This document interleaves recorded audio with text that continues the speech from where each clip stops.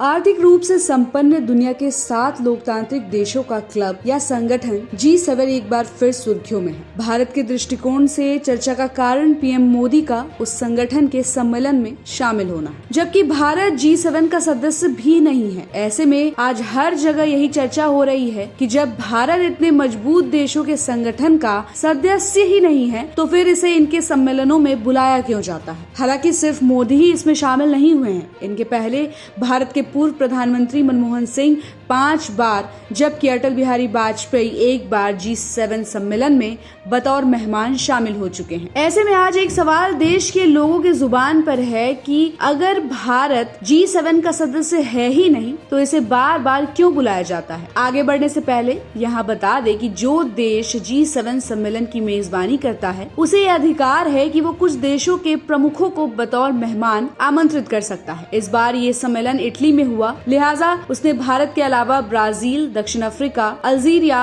Argentina, मिस्र, Kenya, Mauritania, Tunisia को भी इसमें आमंत्रित किया। बहरहाल भारत की उपस्थिति बहुत कुछ मायने रखती है। आगे बढ़े उसके पहले जान लेते हैं कि G7 है क्या।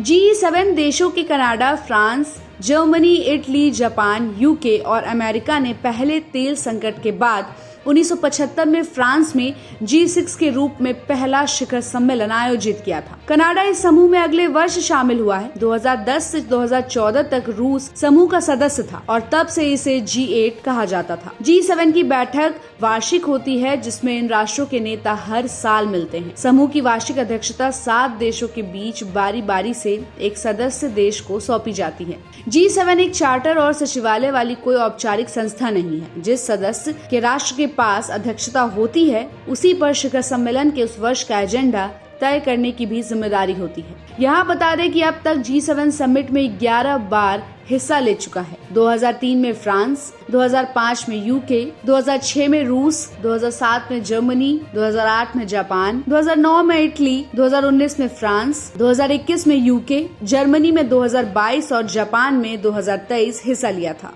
जबकि अभी पीएम मोदी इसमें हिस्सा लेकर दिल्ली लौट आए।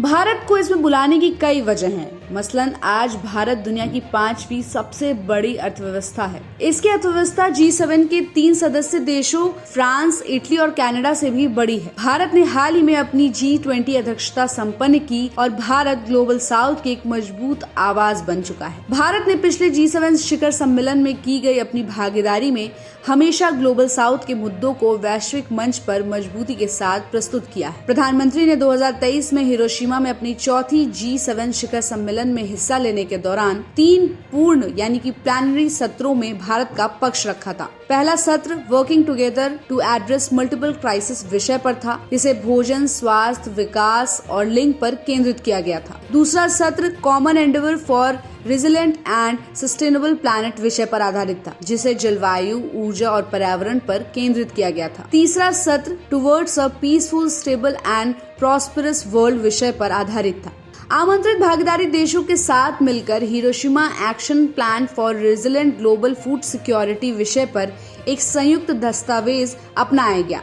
विश्व के लिए महत्वपूर्ण मुद्दों और प्रथाओं पर अन्य संदर्भों के बीच भारत की कुछ प्रमुख वैश्विक पहलों जैसे lifestyle for environment, international year of millets and other Asian grain international research initiative को इस आउटकम दस्तावेज में उल्लेख मिला था। इसके अलावा भारत दुनिया का सबसे बड़ा लोकतांत्रिक देश है। इसकी संस्कृति विरासत दुनिया के बाकी देशों से कई ज्यादा समृद्ध और गौरवशाली है। तो आपकी इस खबर पर क्या राय बन रही है, कमेंट करके जरूर बताइएगा। और ऐसी ही खबरों के लिए आप देखते रहिए सहारा समय का डिजिटल प्लेटफॉर्म। हमारे चैनल को लाइक और सब्सक्राइब करना बिल्कुल भी मत भूलिएगा।